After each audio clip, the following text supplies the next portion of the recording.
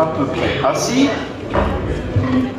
Je vous propose de démarrer cette séance de notre conseil communautaire en vous souhaitant à toutes et à tous une très cordiale et chaleureuse bienvenue. Chaleureuse un peu à l'intérieur, on ne peut pas trop encore à l'extérieur. Il y a plusieurs personnes qui sont excusées, donc sans autre forme de procès, je vais tout de suite passer la parole à notre directeur général des services pour le traditionnel appel. Bonsoir à toutes et à tous. Donc pour Saint-Louis, Madame Schmidiger, Monsieur Knibelli, Madame Gertais,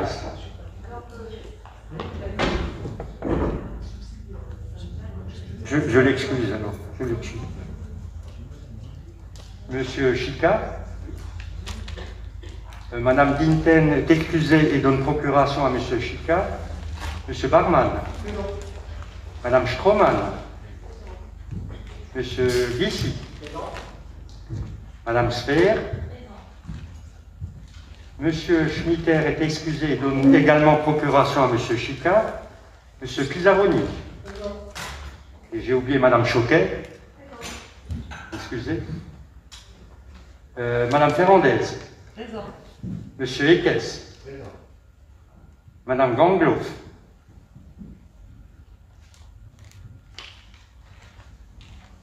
alors, Monsieur Gigelman est excusé et donne procuration à Monsieur Ekes. Madame Tchekouto.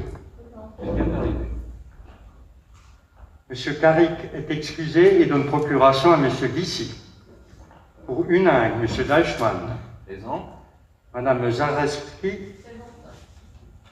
Monsieur Boli. Madame François. Monsieur Ferron. Il doit arriver, il est un petit peu en retard. Monsieur Stribi. Présent. Pour Keynes, Monsieur Rouder. Présent. Madame Bach. Monsieur Chacher. Présent. Madame Rosset. Présent. Pour Blotzheim, Monsieur Meyer. Présent. Madame Schmidt. Présent. Monsieur Gasser. Présent. Madame Lefebvre. Présent. Pour Village Neuf, Madame Trindel. Présent. Monsieur Kassler. Présent. Madame Ramassami. Pour Barthenheim, M. Canengisser. Présent. Madame Rinkebach. Présent. M. Capon. Présent. Pour Sirens, M. Thury. Présent. Madame Sauret, Vacher-Valaz. Présent. M. Munch. Présent. Pour Egenheim, M. Zeller.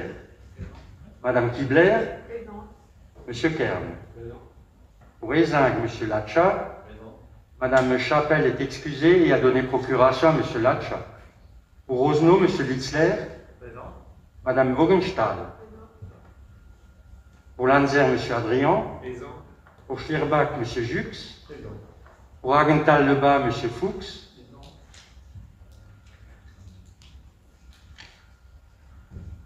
Pour Lemen, M. Hautmann. Présent. Pour Buchwiller, Mme Villers. Présent. Pour Attenschwiller, M. Wiederkehr. Présent. Pour Folgensbourg, M. Delmont. Pour Ufheim, M. Ripstein. Présent. Pour Hanswiller, M. Siebold. Présent. Pour Wenswiller, M. Plinery. Présent. Pour Elfranskirch, M. Chambert. Présent. Pour Michel Barleba, M. Chiclin est excusé et est représenté par sa suppléante, Mme Göpfer. Pour Hagenthal-Le-Haut, M. Fendler. Présent.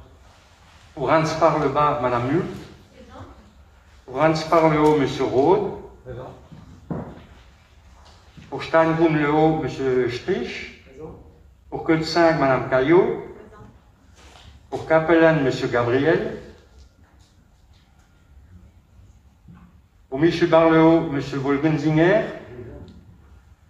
Pour Waltenheim, M. Schott est excusé et est représenté par sa suppléante, Mme Kunz. Présent. Pour Valbach, M. Martin. Pour Markstadt-le-Bas, M. Fuchs. Présent. Pour Neuvillers, M. Mulintenda. Présent. Pour Gaspitzen, M. Baumelin. Présent. Pour Brinkheim, M. Guinder. Présent. Pour Cézing, M. Zinière. Présent. Pour Kneuring, M. Überschlag est excusé et a donné procuration à M. Wiederkehr. Pour Stetten, M. Müller. Pour Markstadt-Höhe, Mme Heitz. Et pour Liebenswiller, M. Müller est excusé et est représenté par sa suppléante, Mme Stirner. Le quorum est largement atteint et vous pouvez délibérer de manière valable. Merci, Monsieur le Directeur Général. J'en profite pour saluer l'arrivée du représentant de la presse. Bienvenue à vous, Monsieur Hôte. Et je vous propose d'entamer l'ordre du jour avec au préalable la désignation d'un secrétaire de séance. Et je propose Monsieur André Kastler. André, tu n'y vois pas d'inconvénient? Il est là-bas, parce que c'est vrai qu'ici c'est vraiment la salle de spectacle, hein, on est bien ébloui. Quelqu'un est-il contre? Abstention? Merci beaucoup André. Ne pas oublier de signer le moment venu.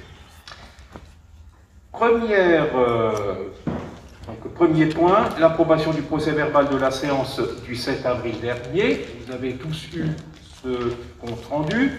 Nous n'avons pas eu d'observation écrite, néanmoins, si vous souhaitez y voir modifier quelque chose, n'hésitez pas à vous manifester. Si ce n'est pas le cas, je considère le PV comme approuvé. Quelqu'un qui est contre? Abstention? Il n'y en a pas, je vous en remercie. Point numéro 2, l'approbation du pacte de gouvernance. Alors, la loi Engagement et Proximité du 27 décembre 2019 a introduit la possibilité d'élaborer un pacte de gouvernance entre les communes et l'EPCI. Dans ce cadre, à l'issue d'un débat qui s'est tenu le 14 octobre 2020, le Conseil de communauté de Saint-Louis Agglomération s'est prononcé en faveur de l'élaboration d'un pacte de gouvernance. Les élus ayant contribué à son élaboration dans le cadre de la conférence des maires, le pacte de gouvernance vient ainsi préciser les dispositifs mis en place pour faciliter les relations entre SLA et ses 40 communes membres. Ce projet de pacte de gouvernance a enfin été transmis le 5 février dernier à l'ensemble des conseils municipaux, ces derniers disposant d'un délai de 2 mois pour se prononcer sur ce document. 29 communes ont ainsi exprimé dans ce délai et de façon expresse un avis favorable quant à l'adoption de ce pacte. Faute de délibération dans les délais, l'avis des 11 communes restantes est également réputé favorable. C'est ce qui était écrit dans le courrier d'accompagnement. Donc, je vous propose évidemment d'adopter ce pacte de gouvernance, mais si quelqu'un souhaite auparavant prendre la parole à ce sujet, il peut le faire. Monsieur Striby.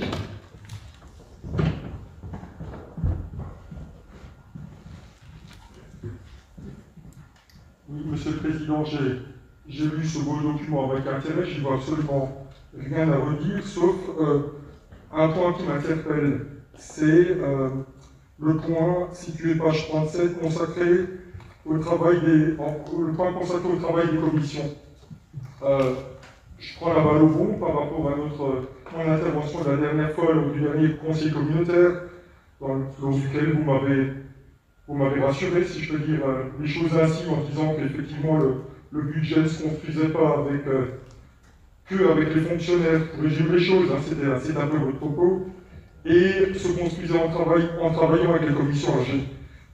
J'étais rassuré, puis je me suis dit quand même, je vais vérifier. J'ai déjà regardé ce que je vivais moi-même en tant que petit représentant, mais très honoré de représenter la ville de Huningue au sein de la commission des affaires transfrontalières. Alors, je le dis tout de suite, qu'il n'y ait pas de malentendu par rapport au contexte politique actuel, qui est très très bien présidé par notre ami Thomas Zeller. Et dans cette commission-là, effectivement, on n'a pas, je te comprends toi Thomas, hein, on n'a pas évoqué de chiffres qui seraient agglomérés ensuite au budget. D'ailleurs, la prochaine commission est prévue pour la fin de l'année 2021, donc on aura peut-être l'occasion à ce moment-là de le faire. J'ai aussi demandé à d'autres membres des commissions, pas tous, c'est un président de commission et personne ne m'a dit qu'il y avait un travail d'agglomération de chiffres, de parole de la commission à destination de celles et ceux qui construisent le budget. Donc j'en déduis. Je ne dis pas que ce que vous avez dit, monsieur le Président, ne le prenez pas mal, que c'était de la poudre perlimpinpin, mais moi j'aimerais, quand je lis le titre du document que vous venez de nous donner, j'aimerais peut-être qu'on en rajoute une petite ligne dessous. J'aimerais qu'on mette pacte de gouvernance, ce sont les élus qui décident. Parce que ça me paraît essentiel dans une démocratie comme la nôtre, que les choses soient claires. Et effectivement, on se rend compte que dans cette organisation, avec le conseil des maires, avec le bureau, qui sont des structures multiples, hein, je ne suis pas en train de dire, et je ne mets pas du tout en cause votre présidence, je reconnais votre travail dans ce domaine. Par contre, il y a un vrai problème, c'est peut-être le moment de parler, puisqu'on parle de pacte de gouvernance.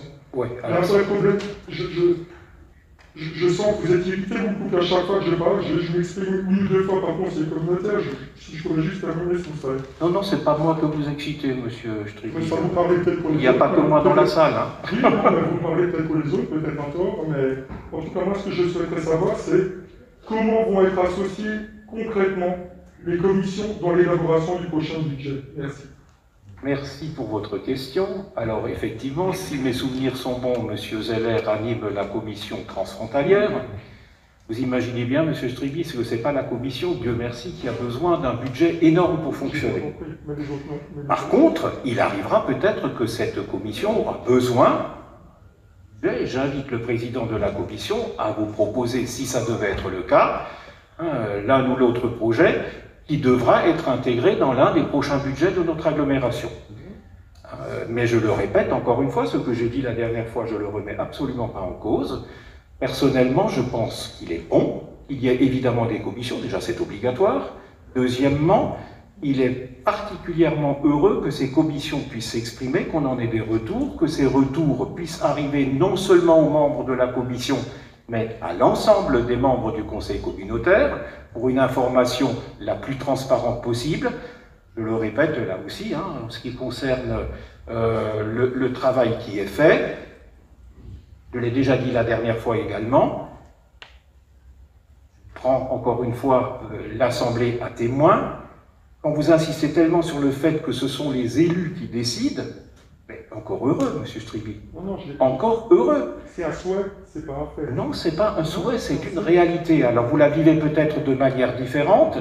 Je suis le premier à dire que l'agglomération est une machine compliquée.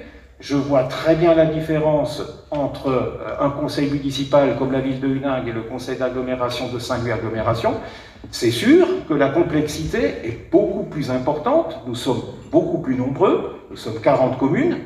Huningue, c'est pas la plus petite commune, c'est de loin pas la plus grande non plus de l'agglo, mais néanmoins, ça reste effectivement à taille humaine, avec 29 conseillers, des commissions bien définies, et je dirais que c'est beaucoup plus facile à piloter, heureusement encore, c'est l'avantage de la proximité. Après, ne me faites pas dire ce que je n'ai pas dit non plus. En ce qui concerne Saint-Louis agglomération, nous avons quand même la chance, effectivement, d'être une agglomération, mais de ne pas être une énorme agglomération, voire une eurométropole, où là, franchement dit, la gouvernance pose encore infiniment plus de problèmes. Mais je m'engage devant vous ce soir, devant vous, c'est l'ensemble des membres du conseil communautaire, bien évidemment, que, évidemment, tant que j'ai un petit mot à dire dans cette assemblée, déjà, je rappelle que c'est le conseil communautaire qui vote, et lui seul, les délibérations de ce qui est présenté au niveau et de ce qui a décidé au niveau de l'agglomération, et deuxièmement, que quand une commission se réunit, quand le bureau se réunit, quand la conférence des maires se réunit, toutes les trois instances n'ayant aucun pouvoir de décision en tant que telles, sont des forces de proposition, sont des forces de réflexion, et à partir du moment où effectivement ces organes ont travaillé, ont été consultés, vous en avez un substantifique moelle, comme on dit si joliment, au niveau du conseil communautaire. Alors effectivement, ça peut parfois paraître comme une machine à enregistrer, je suis tout à fait d'accord avec vous. C'est quand on a 35, 40, 50 points à faire passer et qu'on n'a pas forcément envie d'y passer 4 ou 5 heures parce que c'est tout juste insupportable, d'autant plus qu'il y a des gens qui travaillent avant de venir ici le soir, j'en suis tout à fait conscient. Et encore une fois, à minima, faites-nous crédit, j'allais dire faites-moi crédit, que la représentativité des élus au niveau du conseil communautaire, au niveau des décisions, c'est à eux qu'appartient in fine le mot, les techniciens, que ce soit notre directeur général des services, avec qui je travaille parfaitement bien, mais ainsi que les DGA et les autres chefs de service, ce sont, je le répète une dernière fois, des techniciens. Eux, ils doivent nous fixer le cadre de loi, doivent nous avertir si nous voulons faire quelque chose ou si nous voulons proposer quelque chose qui juridiquement est plus que limite, voire largement au-delà. Ça, c'est leur travail. Mais pour tout le reste, c'est à nous de trancher, c'est à nous de décider. J'espère vous avoir une bonne fois pour toutes convaincu de cela, M. Striby, ainsi que tous les autres membres du Conseil communautaire aussi. Non, merci. Mais c'est pas grave, on a une année pour voir maintenant comment ça va se mettre en œuvre. Aucun problème. Parfait, merci beaucoup. Merci. Alors, autre intervention concernant ce pacte de gouvernance? Si ce n'est pas le cas, je vous propose de le voter. Et comme c'est un document qui est effectivement un document très important, eh ben je vous propose de lever la main pour une fois, qui est pour que nous puissions adopter ce pacte de gouvernance. Merci de vous manifester. Quelqu'un est-il contre? Est-ce qu'il y a des abstentions ou une abstention? Il n'y en a pas, et je vous remercie, mais vraiment sincèrement, pour ce vote à l'unanimité. C'est un document, on a passé beaucoup de temps dessus, les uns et les autres. Je pense que on a déjà pu le montrer à l'un ou l'autre autre EPCI. Franchement, je crois que nous n'avons pas à rougir de ce qui est marqué là-dedans. C'est un beau travail qui a été fait, et je tiens vraiment, et du fond du cœur là aussi, à remercier toutes celles et tous ceux qui se sont investis, comme d'ailleurs je le ferai la prochaine fois quand nous aurons approuvé la vision d'avenir. Merci beaucoup encore une fois. Troisième point, le règlement d'attribution de gestion des fonds de concours pour la période 2021. Ça aussi, c'est une décision qui est évidemment très importante. Donc, le fonds de concours est une subvention versée entre l'EPCI et ses communes membres dans le cadre d'un accord mutuel. Et je rappelle au préalable que le fonds de concours n'a aucune obligation, contrairement à ce qui va se passer, je crois, au point 5, où effectivement la dotation, la DSC, comme on l'appelle, est effectivement, elle, obligatoire. En ce qui concerne le fonds de concours, c'est la bonne volonté mutuelle, et c'est surtout, évidemment, un sentiment de forte solidarité entre les 40 communes qui doit être préservé au niveau de l'attribution des sommes concernant ce fonds de concours. Le bénéficiaire du fonds de concours doit assurer une part de financement au moins égale au total du ou des fonds de concours reçus, hors autres subventions. De ce fait, le fonds de concours est plafonné à 50% du solde de l'opération restant à la charge du bénéficiaire. Je prends l'essentiel de la délibération, vous l'avez vu, mais je relis que les passages qui me paraissent vraiment les plus importants. Dans le cadre de l'élaboration du pacte fiscal et financier de solidarité 2018-2020 de Saint-Louis Agglomération, le Conseil de communauté avait décidé de mettre en place un dispositif d'attribution de fonds de concours en faveur de ces communes, donc pour les 3 ans jusqu'en 2020. Il est à présent proposé au Conseil de communauté de reconduire ce dispositif pour la période 2021 jusqu'à 2026 inclus. Le soutien financier a pour objet le financement de projets communaux qui devront s'inscrire en cohérence avec le projet de territoire de SLA, fondé sur les 3 grandes orientations identifiées dans la stratégie Vision d'avenir, j'en ai parlé tout à l'heure, et dont vous voyez apparaître effectivement les 3 axes majeurs sur votre délibération et également projetés à l'heure actuelle. Le Bureau propose que l'enveloppe globale annuelle affectée au fonds de concours soit fixée à 1 025 215 €. Alors pourquoi ce chiffre un petit peu tarabiscoté? Tout simplement, évidemment, le fonds de concours évolue en fonction du nombre d'habitants de chaque commune. Donc, comme ça va être dit tout à l'heure, nous avons comme référence effectivement les chiffres de 2020, pour la période 2021-2023 et 2023 pour la période 2024-2026. Et donc, ce 1 025 215 € se répartit en 2 enveloppes. Les 821 215, c'est le fonds de concours en fonction d'une dotation qui va venir tout à l'heure en fonction de la taille des communes. L'enveloppe normée est répartie entre les communes selon une dotation par habitant dont le montant est une fonction décroissante de la strate démographique dans laquelle se situe ces communes, et je vous propose qu'elles restent identiques à ce que vous connaissiez déjà. C'est-à-dire que les communes les plus petites, eh bien, puissent avoir droit à 25 € par habitant, et la commune la plus grande, donc en l'occurrence la ville de Saint-Louis, aura une dotation de 6 € par habitant. J'ai parlé tout à l'heure de solidarité. Vous voyez effectivement la répartition entre la taille des communes et la dotation qui est proposée. Les opérations éligibles au titre de la sous-enveloppe normée, donc celle dont on parle par rapport au nombre d'habitants, eh bien, vous avez toute une série, effectivement, de propositions qui sont faites par rapport aux demandes concernant ces fonds de concours. Je ne vais pas vous lire l'ensemble parce que la plupart vous les connaissez déjà bien. Par contre, j'insisterai simplement sur 4 nouvelles possibilités qui ont été ajoutées. La première, c'est les études suivies de travaux et travaux d'efficacité énergétique sur la construction des bâtiments communaux neufs, éligibles au dispositif Climaction, donc allant plus loin que la réglementation thermique en vigueur.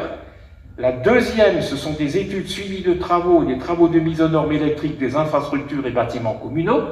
Je sais qu'il y a des collègues, effectivement, qui sont confrontés à ce problème, et souvent ce sont des sommes qui sont assez considérables à mettre en œuvre pour que cette mise aux normes puisse être faite. Or, cette mise aux normes est indispensable pour assurer la sécurité du bâtiment, vous l'avez compris.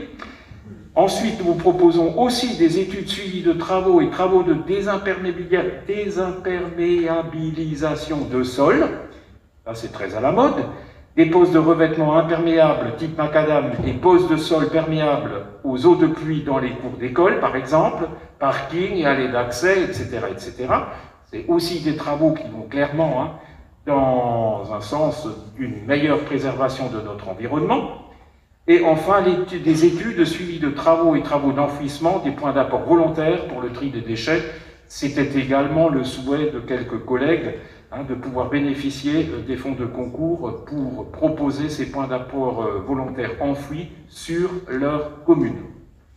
La sous-enveloppe exceptionnelle est réservée aux investissements relevant de compétences communales et contribuant au développement de plusieurs communes ou servant les intérêts de plusieurs communes.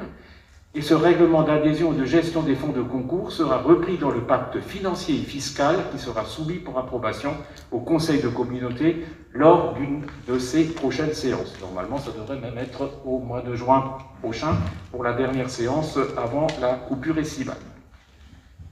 Voilà, chers collègues, ce que j'avais à dire sur le sujet. Et il est évidemment proposé d'approuver ce règlement d'attribution si vous en êtes d'accord. Si vous avez des questions, n'hésitez pas. Alors, je vois très mal, je vois qu'il y a quelqu'un qui a levé la main. Apparemment pas, du côté de collègues non plus. Donc je pars du principe que les choses ont été clairement posées et que vous êtes d'accord pour qu'on puisse les approuver ainsi. Quelqu'un est-il contre? Abstention?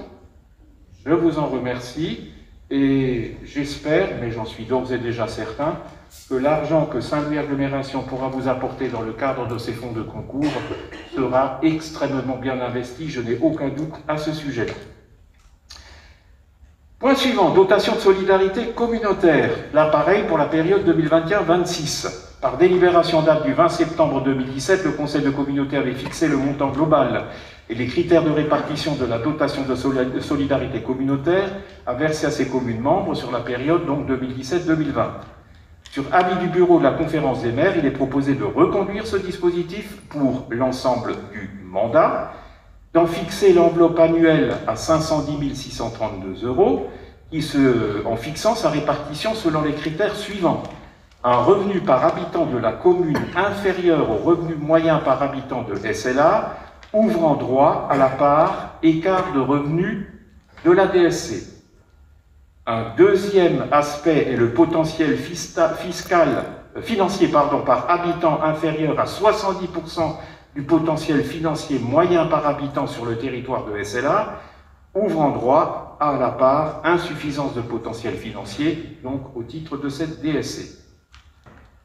Ensuite, en fixant à 2 € par habitant le montant de référence de la DSC pour valoriser l'écart de revenus, et en fixant à 10 € par habitant le montant de référence de la DSC pour valoriser l'insuffisance de potentiel financier. En fixant à compter de 2021, pour les communes qui répondent aux critères insuffisance de potentiel financier, une DSC étant au moins égale à celle perçue en 2020 pour qu'il n'y ait pas de perte de revenus pour la commune. Et donc, quand on applique l'ensemble de ces critères, eh bien, vous voyez apparaître les chiffres concernant donc chacune des 40 communes de notre agglomération. Il est encore précisé que le tableau de répartition de la DSC sera repris, je l'ai déjà dit tout à l'heure, je le rappelle, dans le pacte financier et fiscal, qui sera soumis à votre approbation, donc normalement d'ici le 30 juin. Et que le montant et les critères de répartition de la DSC globale pourront, en tant que de besoin, être révisés également par délibération du Conseil de communauté. Donc, s'il devait y avoir effectivement quelque chose qui change assez radicalement dans les 2, 3, 4 ans à venir, cette DSC n'est pas gravée dans le marbre pour les 6 ans, on le prend pour les 6 ans. S'il n'y a pas de problème, eh bien, on l'appliquera ainsi pendant les 6 ans. S'il devait y avoir des évolutions qui devraient permettre des changements de calcul, eh bien, nous reviendrons vers vous pour vous proposer une nouvelle DSC. Avez-vous des questions? Ça n'est pas le cas non plus. Donc, quelqu'un qui est contre l'approbation de cette DSC telle qu'elle a été présentée avec les montants communaux qui sont affichés? Abstention? C'est donc à l'unanimité, je vous en remercie également. Point numéro 5, mise en place d'un financement MLT à hauteur de 11 millions d'euros pour le financement de dépenses d'investissement 2021. Alors, si vous avez bonne mémoire, nous avons déjà passé ce point au mois d'avril, mais nous avons eu quelques petits soucis au niveau de la caisse d'épargne par rapport à la rédaction donc, de la délibération. Et je répète, comme je l'ai déjà fait par ailleurs, que c'est à la demande de la caisse d'épargne que nous vous reproposons cette délibération modifiée en prenant la nouvelle délibération, avec un petit changement qui est encore intervenu aujourd'hui. Donc le taux qui était proposé dans le cadre de cette délibération de 0,75%, normalement il était marqué maximum. Alors en discutant, je dirais, pas violemment, mais fortement avec la Caisse d'épargne, il est vrai que nous sommes actuellement dans un contexte de hausse, alors pas très rapide des taux d'intérêt, mais quand même dans un contexte de hausse. J'ai demandé effectivement qu'on nous propose quelque chose de moins élevé que 0,75 et on est arrivé à 0,72. Et il faut effectivement que nous puissions valider ça auprès de la Caisse d'épargne demain. Et la levée des fonds devra se faire donc pour le 4 juin. Je rappelle aussi, mais là on est déjà au point suivant, il s'agit de l'amortissement, c'est-à-dire si vous voulez du remboursement de cet emprunt, mais qui est dans les chiffres, dans la charge de la dette que vous connaissez, qui n'évolue pas. Ce n'est pas 11 nouveaux millions qui viennent se rajouter à ce que vous avez déjà connu. C'est absolument pas ça. Pendant 5 ans, effectivement, nous avons, entre guillemets, eu, je veux dire, un crédit relais, même si ce n'est pas le terme exact, mais une bonne fois pour toutes, il faut figer les choses avec la Caisse d'épargne pour procéder sur 15 ans au remboursement de cette dette. Question. Apparemment été clair, donc je vous propose évidemment de valider ça et je dis clairement, nettement, la Caisse d'épargne n'est pas là, mais il n'y aura pas de troisième passage. Celui-ci est le dernier parce que ça c'est le genre de choses, je ne trouve pas ça très professionnel et je me permets de le dire devant tout le monde. J'ai juste une question quand même technique. Oui. Il n'y avait pas une offre de prêt à un moment donné pour que vous soyez... Il n'y avait pas un document référence? Si, bien sûr. Voilà, mais comment ils peuvent revenir sur une offre? Alors, c'est toujours sous réserve de la direction générale de... Même si nous avons pris la délibération, si la direction générale trouve à redire, et là, en fin de compte, le fin mot de l'histoire, c'est qu'ils veulent, entre guillemets, subdéléguer le remboursement de cette dette à une filiale. Et du coup, effectivement, comme la première délibération ne fonctionnait pas, ils nous ont demandé d'en prendre une deuxième. C'est la raison pour laquelle je me retrouve devant vous. Encore une fois, j'en suis pas fier, mais j'ai rappelé à la Caisse d'épargne que ça, c'est pas le meilleur moyen de garder la clientèle d'un EPCI, puisque, encore une fois, à partir du moment où le conseil communautaire délibère, eh ben, j'estime qu'il n'a pas à revenir sur une délibération, point barre. Quelqu'un est-il contre? Ah, Madame Chicoutio? Oui, Monsieur le Président. Juste ma question est de savoir, vous avez dit que vous venez de négocier à la baisse un taux à 0,72. Oui, c'est ça. Cela induit forcément un troisième passage. Comment ne pas faire passer un troisième passage si on veut à 0,75? Je vous dis, je m'engage auprès de vous, Madame Chicoutio, il n'y aura pas de troisième passage. C'est pas possible. Ce n'est pas possible. Et comment acter le vote de 0,72 alors, juridiquement, comment vous allez acter Comment je vais acter ce 0,72? Ben, tout simplement parce que c'est la dernière proposition écrite de la part de la Caisse d'épargne. Je rappelle que cette délibération vous a été envoyée, délai oblige, la semaine dernière. Donc c'est pour ça que je parle devant vous des 0,72 et évidemment les 0,72 vont être inclus dans la délibération puisque je viens d'en parler. J'ai le droit d'en parler puisque c'est la Caisse d'épargne qui le propose aujourd'hui à 11h54. J'ai eu cette proposition. Et évidemment, il n'est pas question de ne pas profiter de ces 3 centièmes de %, même si ce n'est pas grand-chose, c'est toujours ça. Mais ce sera bien 0,72 et pas 0,75. Et la délibération définitive, puisque je vous rappelle qu'ici, c'est marqué projet sur la feuille. Donc à partir du moment où il y a un changement, dès lors qu'il est exposé devant le Conseil, et dès lors que le Conseil l'a approuvé, il devient évidemment valable. Tout le monde est d'accord? Quelqu'un est-il contre? Abstention? Merci beaucoup, c'est le genre de point qui, franchement, je ne vous le cache pas, m'agace, parce que nous avons beaucoup d'autres choses à faire, et si chacun gardait un peu mieux ses boutons, ça irait bien pour tout le monde. Bon, ça c'est fait. 6e question. La décision modificative, alors je ne vais pas tout vous relire, c'est tout simplement, je dirais, la transcription budgétaire, donc en décision modificative, par rapport à ces fameux 11 millions. Je ne vais pas vous lire les comptes, etc., mais c'est tout simplement pour que nous ayons effectivement la trace claire, nette et précise dans le document budgétaire par rapport au remboursement de ces 11 millions d'euros qui commenceront donc à l'échéance après que nous ayons reçu la somme, au plus tard le 4 juin. Pas de souci non plus. Point numéro 7. Je peux souffler un petit peu et je passe la parole à Monsieur le Président du syndicat mixte d'aménagement du Technoport, mais aussi notre vice-président Gaston Lacha. Merci Président. Donc, je vais vous parler de la dissolution du syndicat mixte d'aménagement du Technoport, qu'on appelle communément le SMAT. Donc ce syndicat du Technoport a été créé en 1996, donc il a 25 ans, entre la ville de Saint-Louis, le district des Trois-Frontières et le département du Haut-Rhin, pour la maîtrise foncière de l'aménagement et valorisation des terrains issus de la Grande Sablière de Saint-Louis. Donc entre-temps, il y a eu des évolutions institutionnelles, le district qui a disparu, la communauté de communes qui est devenue une communauté d'agglomération. Et donc le SMAT, aujourd'hui, ne compte plus que 2 membres. La collectivité européenne d'Alsace, avant c'était le département bien sûr, jusqu'à la fin de l'année passée, et Saint-Louis Agglomération, qui détient, elle, la compétence d'aménagement de ce secteur. Donc la maîtrise de l'aménagement urbain ne dépend aujourd'hui plus que de SLA, la collectivité européenne d'Alsace. Elle n'a plus, depuis la loi NOTRe, la compétence dans ce domaine, ni en matière de développement économique.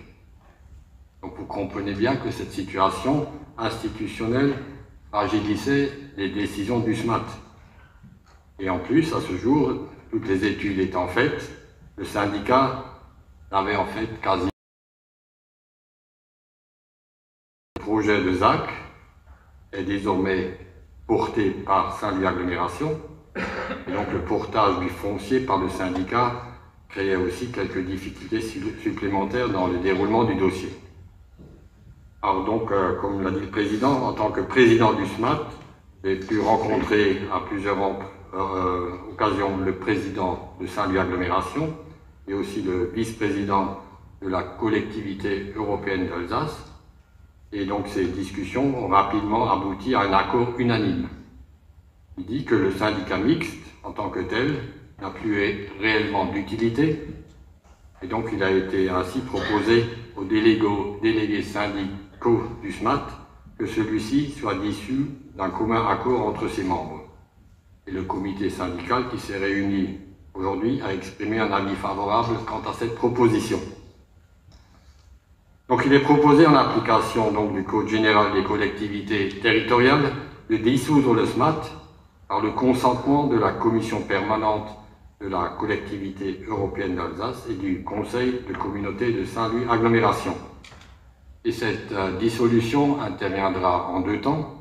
Donc un premier arrêté préfectoral mettra fin à l'exercice de la compétence du syndicat avec effet fin de cette année.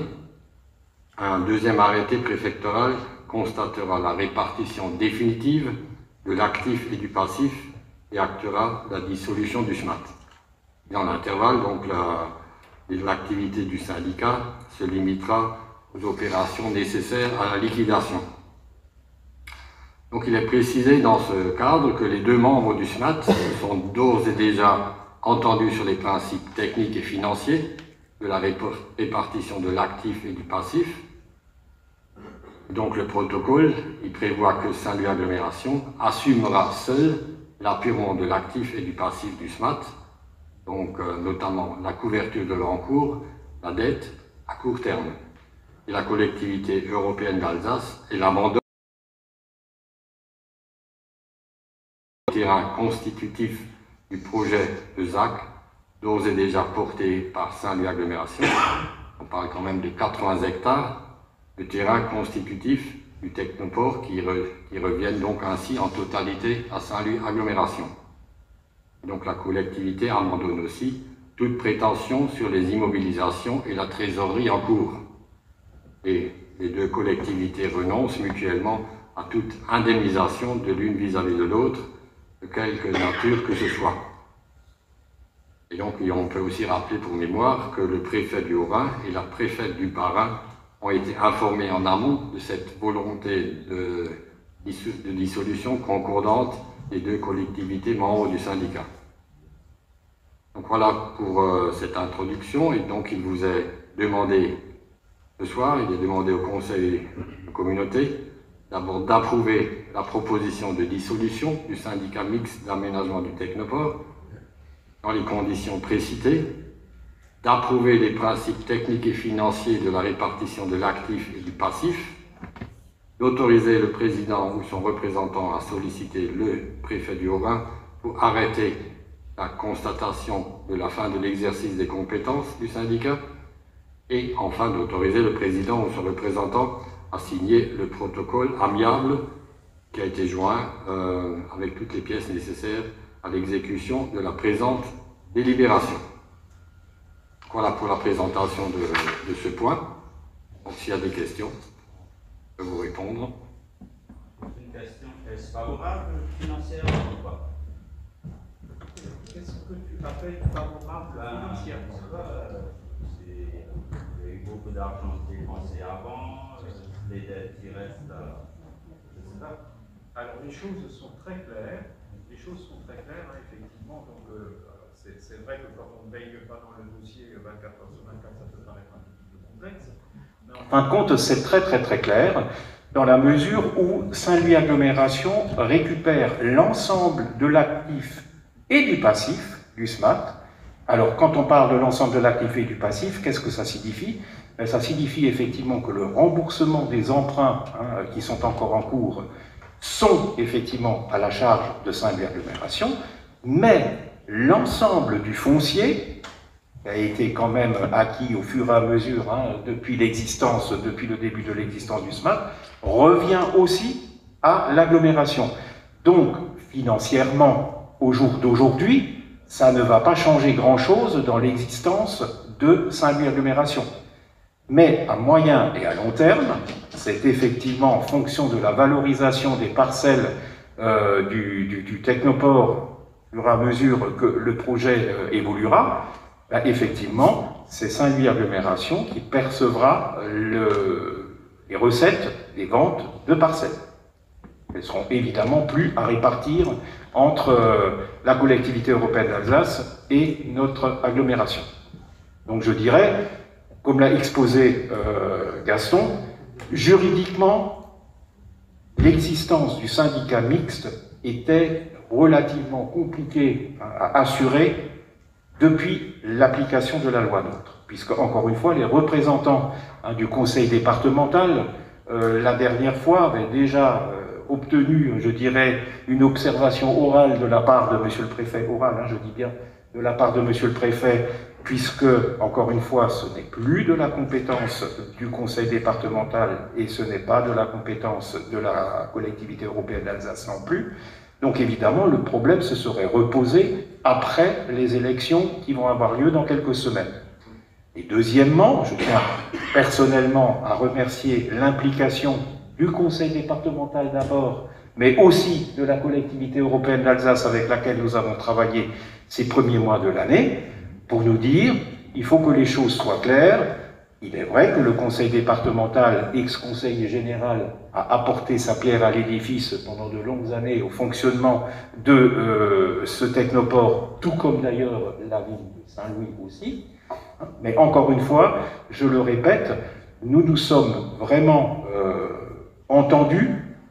Gaston a dit à l'unanimité, je le confirme, puisque la réunion a encore eu lieu cet après-midi, pour, à partir du moment où ce syndicat aura cessé d'exister, que l'ensemble de ce qui est actuellement propriété, si vous voulez, du syndicat, tant du côté positif que du côté négatif, tant que du côté foncier que du côté remboursement de la dette, eh bien, soit intégralement repris par Saint-Louis Agglomération. Donc oui, je considère qu'à court terme, je le répète, ça ne va pas changer grand-chose, mais à moyen à long terme, c'est effectivement une bonne opération pour l'agglomération, j'en suis certain.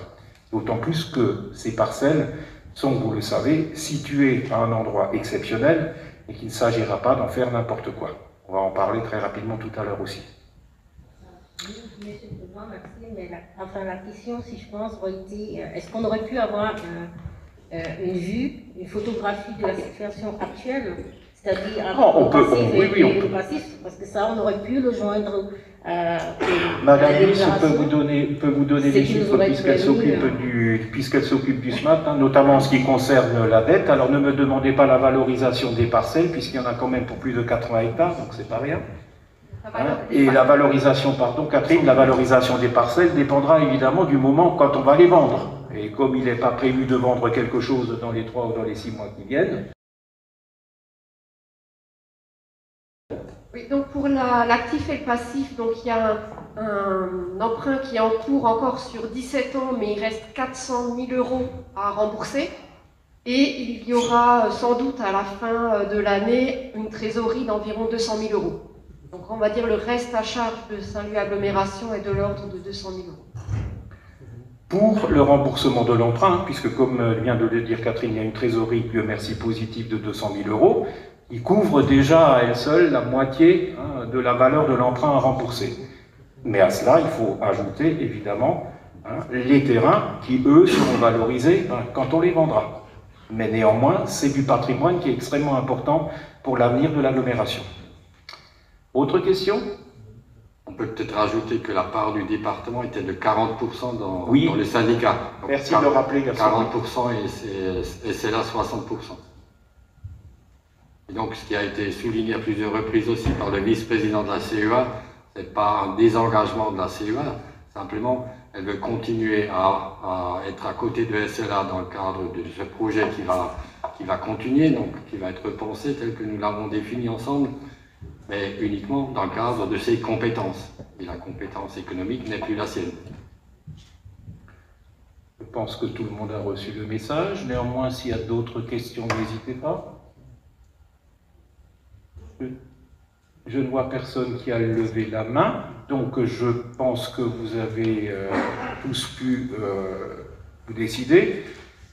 Quelqu'un est-il contre le fait que ce syndicat puisse être dissous? Je ne dis pas qu'il soit dissous, puisque vous l'avez compris, il va être dissous probablement d'ici la fin de l'année ou tout au début de l'année prochaine. Et il nous appartient de prendre effectivement la décision en ce qui nous concerne. Et après, c'est Monsieur le Préfet qui voit. Est-ce que quelqu'un est contre? Est-ce qu'il y a une abstention ou des abstentions? C'est donc à l'unanimité là aussi.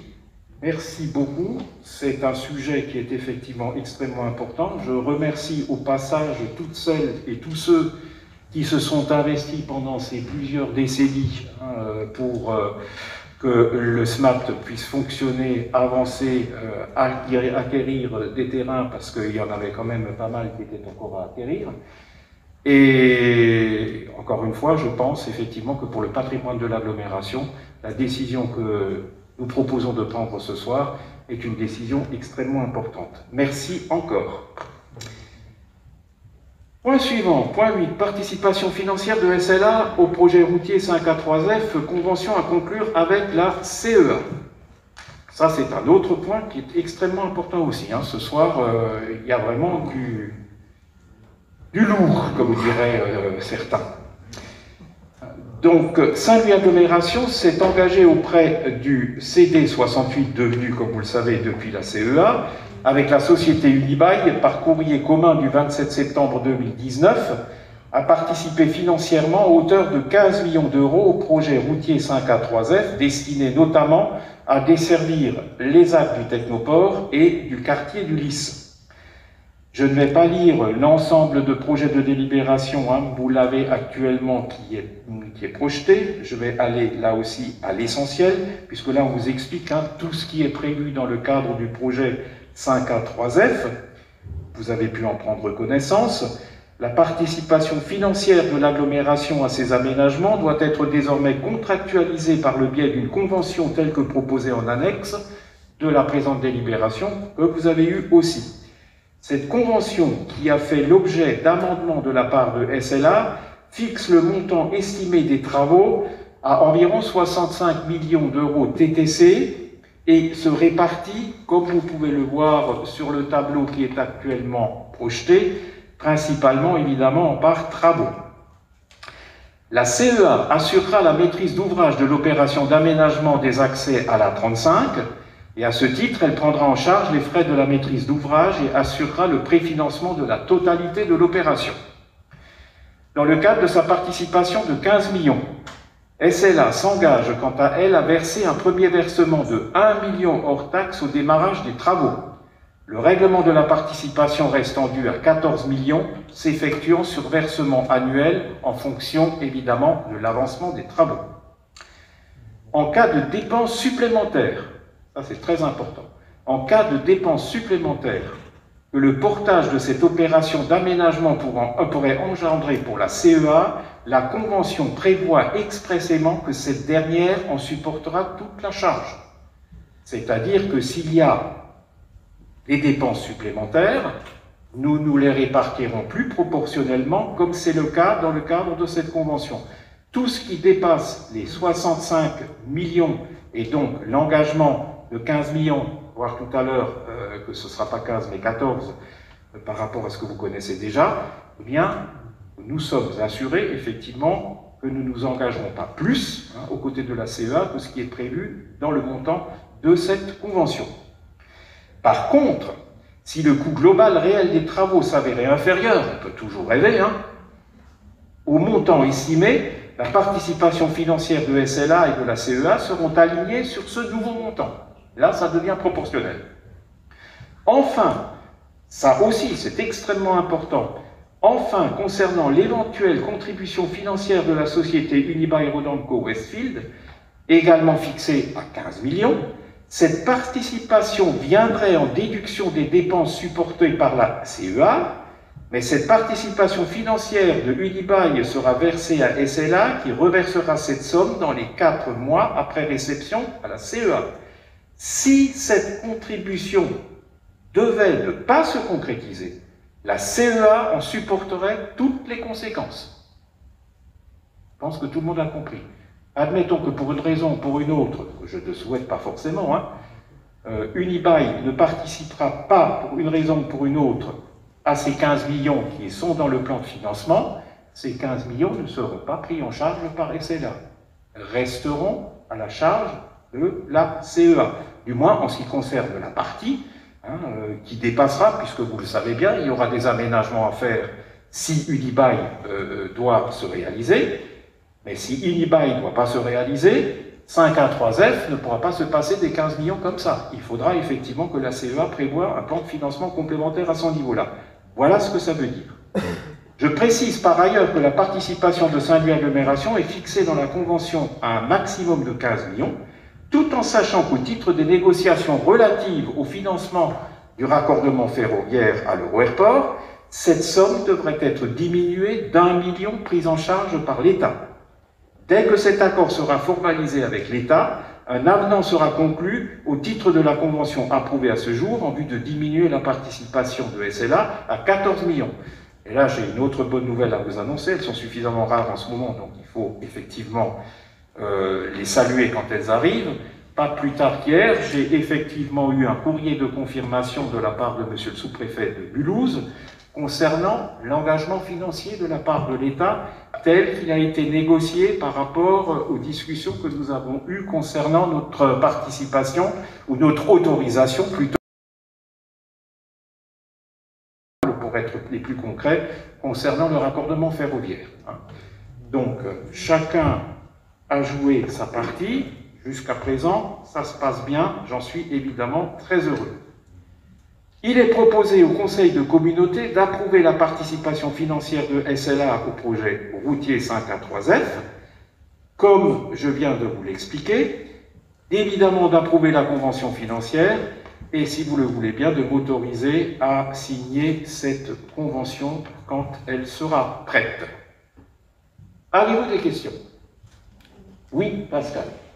Monsieur le Président, chers collègues. Attends que le micro se mette à fonctionner, la régie va s'en occuper. C'est bon, ça fonctionne, vous m'entendez tous. Voilà, nous en savons un petit peu plus sur le financement de cette opération. Alors, nous sommes souvent interrogés, vous tous, comme moi-même d'ailleurs, sur le calendrier. Quand est-ce que ce projet va enfin démarrer? Alors voilà, je voulais vous donner quand même quelques éléments de repère par rapport à ce calendrier. Vous dire que, au nom de mes collègues conseillers d'Alsace, qui ont suivi ce dossier au département avec moi depuis le début, vous dire que la réalisation de ce projet est bien sûr sur les rails, et que le lancement concret de ce programme de travaux est imminent. Alors nous sommes avec vous, des élus de terrain qui avons le sens des réalités et des responsabilités. Un projet de cette ampleur demande une multitude d'études en amont, techniques, environnementales et des arbitrages politiques, bien sûr. Entre le moment du diagnostic, de l'intention de faire, de la construction du projet, des consultations, des négociations, des enquêtes et du montage technique, le temps prend du temps. Prendre notre mal, nos patiences, faire preuve de persévérance, fait partie du quotidien de tous les élus en place, maires, adjoints, conseillers, tous confrontés à cette gestion du temps et à la dure réalité des délais toujours trop longs entre le besoin et la volonté de faire et le moment où nous pouvons enfin couper le ruban. Pour autant, je trouve que ce projet n'a pas traîné, tout au contraire. Le lancement des premiers... Et depuis 2017, les travaux consacrés à ce dossier se sont intensifiés avec un rythme extrêmement soutenu. Toutes les étapes sont pratiquement franchies. L'enquête publique va pouvoir se faire après le feu vert des autorités environnementales sur les mesures de compensation. Bien évidemment, ce projet se fera en plusieurs étapes. 2 tranches sont prévues avec plusieurs phases, avec un démarrage en 2022 et une fin des travaux 2028-2029. La première phase de travaux est prévue en novembre 2022, avec la réalisation et la mise en place de la passerelle piétonne et cycliste, qui traversera l'autoroute A35. Et la deuxième tranche, avec toutes ces phases, il y en a 9, se poursuivra pour s'achever en 2028, je l'ai dit, avec la fin de l'aménagement du carrefour central du cimetière. Alors vous dire que c'est un projet qui est une priorité pour la collectivité européenne d'Alsace, ça l'était déjà pour le département. C'est un projet auquel nous tenons tous, parce qu'il est indispensable à l'amélioration des conditions de circulation. Nous sommes tous confrontés aujourd'hui effectivement à un engorgement, à des problèmes de sécurité quand on quitte l'autoroute, quand on veut accéder à la RD 105. Voilà, donc c'était vous donner effectivement cet éclairage sur un calendrier avec un démarrage des travaux prévus en 2022. Et avec un plan réaliste aussi, parce que dire aujourd'hui, ben voilà, on commence fin 2022 et en 2025 ce sera fini, je pense que personne ne pourrait s'engager là-dedans. 2029 c'est très loin, j'ose espérer que ce sera peut-être un petit peu plus rapide, mais c'est vrai que, vous connaissez tous ces lieux, les travaux vont être conséquents, vous avez vu la liste, et en plus de ça, il faut veiller, parce qu'il n'y a pas le choix, il faut veiller à ce que les gens puissent passer. Parce qu'il y a tellement de gens qui passent ici, on ne peut pas les faire passer ailleurs, c'est impossible. Donc d'où justement la complexité du travail à prévoir, et aussi une lenteur, entre guillemets, des travaux, parce que les choses ne pourront pas se faire du jour au lendemain, c'est évident. Avez-vous des questions ? Ça ne semble pas être le cas, donc je vous propose évidemment d'approuver cette convention avec les réserves que je vous ai clairement mentionnées. Donc, pour l'aglo, ce sera maximum 15 millions, ramené à 14 en fonction de l'apport d'1 million de l'État au niveau, donc pour permettre, entre guillemets, à SLA d'être cofinanceur du raccordement ferroviaire, parce que c'est un souhait fort, pas de nous, mais des autres. Admettons, à partir du moment où l'équilibre budgétaire n'en souffre pas, moi je n'ai rien contre. Deuxièmement, effectivement, et ça me paraît extrêmement important aussi, s'il devait y avoir pour une raison ou pour une autre le fait que Unibail ne pourra pas participer à hauteur de 15 millions, c'est pas Saint-Louis Agglomération qui aura à prendre même proportionnellement la relève de ce qui manquera de ce côté-là. Et troisièmement, et je pense que ce ne sera malheureusement pas le cas, si les travaux devaient s'avérer moins importants au niveau chiffrage, évidemment, la participation de l'agglomération sera proportionnelle. Quelqu'un est-il contre? Y a-t-il une abstention? Là aussi, chers collègues, merci beaucoup. C'est une décision qui n'est pas facile à prendre, qui n'est pas facile à présenter non plus. Mais je peux vous dire qu'elle est extrêmement importante pour les mois et même les années qui viennent, et qu'évidemment, dans le cadre de ce mandat, puisque moi je ne peux pas m'engager au-delà, mais dans le cadre de ce mandat, nous veillerons scrupuleusement à son application, et je vous en remercie. Point suivant, l'élaboration d'un schéma de développement de mobilité au cœur d'agglomération de SLA. Là aussi, il y a question d'une convention de partenariat. Alors de quoi s'agit-il ? L'inscription territoriale de SLA dans l'aire métropolitaine de l'agglomération trinationale de Bâle génère une forte dynamique démographique et économique qui s'est accélérée ces dernières années. Il en résulte de nombreux projets structurants de développement et d'infrastructures de mobilité dans le cœur de la partie urbaine du territoire. Vous avez tout ça dans l'annexe qui vous a été envoyée. Si ces études de programmation urbaine et de mobilité ont été menées à l'échelle de chaque projet, se pose la question de leur impact cumulé et apparaît ainsi la nécessité de disposer d'une vue d'ensemble à long terme qui permettra de planifier et de donner un cadre urbain harmonieux au développement du cœur d'agglomération de SLA. Au vu de la complexité de la démarche, une mission d'assistance à maîtrise d'ouvrage, une AMO donc, a été confiée à un groupement d'entreprises composé des sociétés RR et A, Paul-Henri et associés, et Buller Architecture Urbanisme, chargé de préciser les besoins de coordination du cœur d'agglomération. Cette démarche sera fondée sur une approche coordonnée entre, d'une part, le développement urbain et de mobilité multimodale en faveur d'une mobilité durable qui s'inscrira dans les objectifs du PCAET, donc le plan climat, air, énergie territorial, réduire, je rappelle au passage, de plus de 30% de consommation d'énergie par habitant, réduire de quasi 60% les émissions de gaz à effet de serre par habitant entre 2016 et 2030. Et 2030, c'est pas demain, mais c'est bientôt. Alors, je ne vais pas vous lire l'ensemble du document parce qu'il est relativement long, je reviens simplement sur l'essentiel, là aussi. Au cours de la mission d'AMO, les acteurs concernés ont été approchés et ont tous fait part de leur intérêt pour élaborer le schéma de développement de mobilité dans le cadre d'un partenariat. Et pour formaliser ce partenariat, il est proposé de conclure une convention de partenariat, c'est pour ça qu'on en parle, entre, d'une part, SLA et d'autre part, la collectivité européenne d'Alsace, l'aéroport de Bâle-Mulhouse et la région Grand Est, ainsi que l'association Aglo-Basel. Le montant des études à mener dans ce cadre est évalué à 350 000 € hors taxes. Vous voyez les deux lots, et la maîtrise d'ouvrage des études sera assurée par Saint-Louis Agglomération.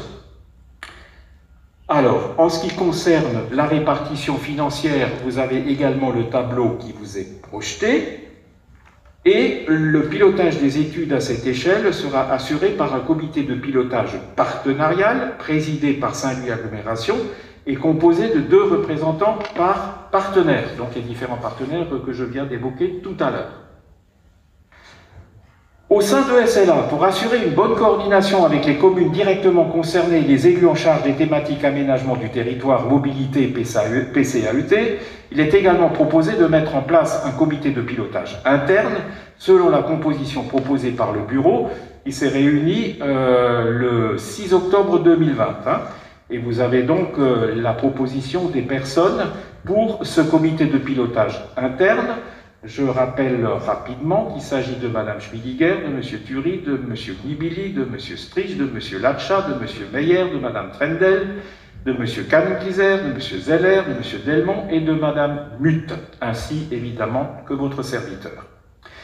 Et il s'agit aussi donc de m'autoriser à signer la convention de partenariat donc avec les différents partenaires que sont la collectivité européenne d'Alsace, l'aéroport de Bâle-Mulhouse, la région Grand Est et évidemment l'association Aglo-Basel, de désigner les membres du comité de pilotage interne tels que je viens de les dire, et enfin de désigner les 2 représentants de SLA au comité de pilotage. Et là je vous propose, ça ne vous surprendra pas, Mme Schmidiger et moi-même, comme on en a parlé aussi au bureau dernièrement. Avez-vous des questions à ce sujet? Oui, M. Tréby.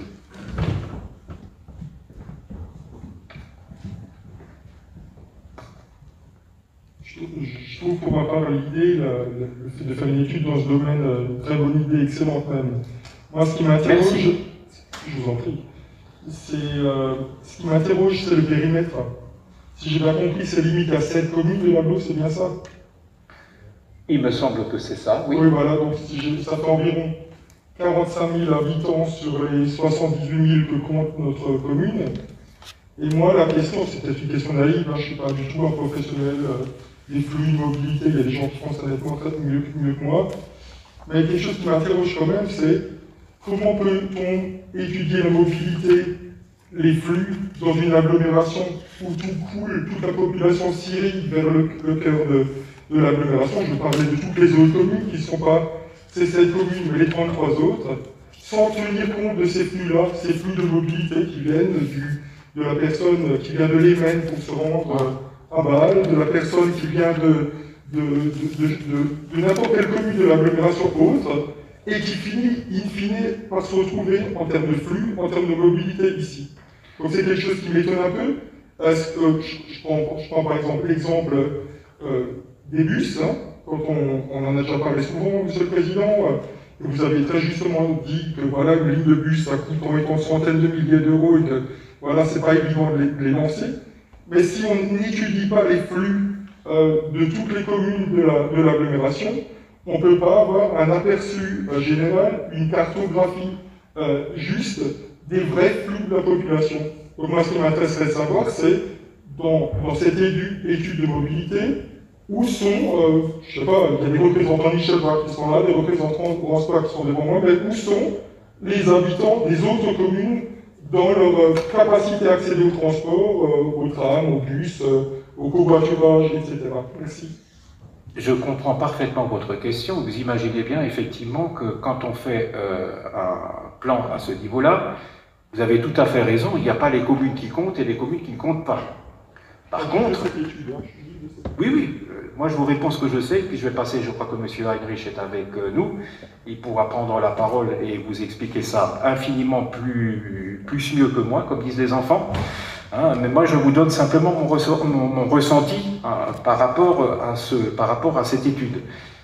Il est clair que, encore une fois, les 40 communes doivent être prises en compte dans les flux, dans les différents flux de mobilité qui sont au cœur de notre agglomération. Néanmoins, l'étude va se concentrer effectivement sur les communes, comme vous l'avez dit, alors ce n'est pas forcément les plus importantes, mais c'est celles où effectivement arrivent ces différents flux, pour effectivement voir comment il faut les répartir dans la partie la plus dense au niveau de l'agglomération. Mais évidemment, pour savoir ce qui se passe à Ranspach-le-Bas, pour citer Ranspach-le-Bas, ben, il faut savoir d'où viennent les différents, que ce soit les voitures, que ce soit évidemment les autres transports. Et je ne peux pas imaginer qu'on ne tienne pas compte de ça, même si, encore une fois, l'étude en tant que telle ne tient compte que des communes où effectivement se concentre la mobilité afin de mieux pouvoir la maîtriser dans les années qui viennent. Mais je passe la parole à M. Heinrich, il est avec nous, et il pourra vous donner toute explication concernant ce sujet, qui est extrêmement important au passage. Oui, tout à fait. Je voudrais apporter quelques précisions. D'abord, l'étude elle-même va porter sur un périmètre d'ensemble, vous l'avez d'ailleurs sur la page 1 de votre délibération, un périmètre d'ensemble qui comprend effectivement le cœur d'agglomération, donc les fameuses communes qui ont été citées. Même à l'intérieur de ce périmètre, le schéma va décliner sous forme de zoom dans certains corridors, à la fois sur la façade est de l'aéroport, sur la façade ouest, et sur la façade sud du cœur d'agglomération. Mais évidemment, toutes ces études prendront en compte, d'une part, un périmètre de réflexion, qui est le périmètre de l'agglomération trinationale de Bâle, qui inclut, évidemment, du côté français, les 30 communes de l'agglomération, les 40 communes, pardon, de l'agglomération, mais également tout ce qui se passe du côté suisse et allemand, parce que toutes ces choses sont évidemment interdépendantes, les flux ne s'arrêtent pas aux frontières. Et puis, un périmètre encore beaucoup plus large, où on prendra en compte l'ensemble des dynamiques territoriales et des flux pendulaires, qui est l'aire d'influence de la métropole bâloise en France, c'est-à-dire qui va jusqu'à Mulhouse, même dans le Sungo, au-delà du périmètre de SLA. Voilà. Est-ce que nos réponses vous satisfont, M. Striby?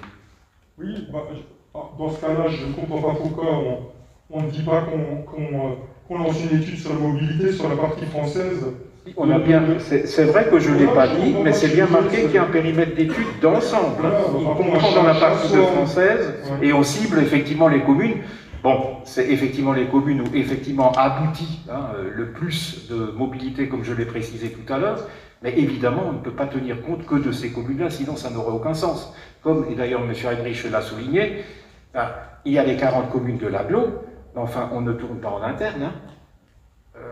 Il y a la Comcom du Sungo, il y a M2A, et forcément les gens et les transports vont d'un territoire à l'autre, et il faut tenir évidemment compte de l'ensemble. Mais néanmoins, ensuite il faut cibler, je pense que le terme est juste, sur les communes où se concentrent encore une fois les flux, pas pour entre guillemets oublier les autres, pas du tout, mais parce que effectivement, c'est là que les choses, effectivement, doivent trouver une solution, sachant que dans les autres communes, la circulation pose toujours problème, mais elle est moins catastrophique que là où les véhicules se rencontrent, où les transports se multiplient.